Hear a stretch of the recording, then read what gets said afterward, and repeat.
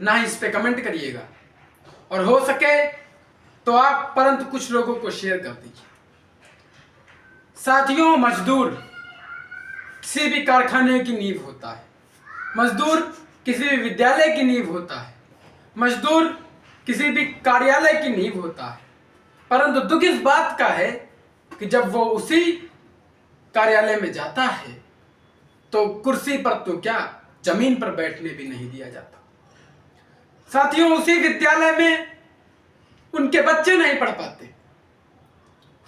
तब जाकर के एक मजदूर की हृदय की पीड़ा मैं आयुष यादव आपके समक्ष प्रस्तुत करता हूं कि ये जो तुम्हारा मजदूर अपने मालिक से क्या कह रहा है कि ये जो तुम्हारे आशियाने इतने बड़े हैं, ये मेरे हाथों से बने खड़े हैं।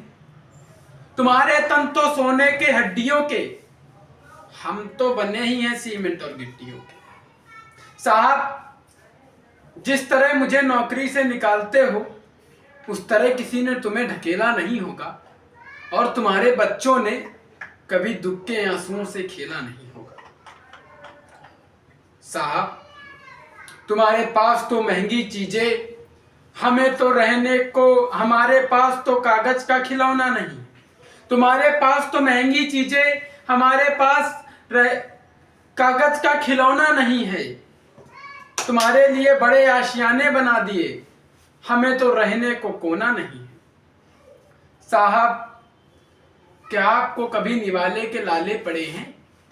आप दुख नहीं समझोगे। क्या आपके पैरों में कभी छाले पड़े हैं?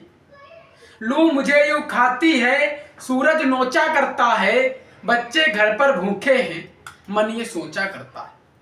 बेइज्जती मेरी तुम करते कहते ये सब चलता है, कड़ी मेहनत मैं करता हूं तब घर पे चूल्हा जलता है।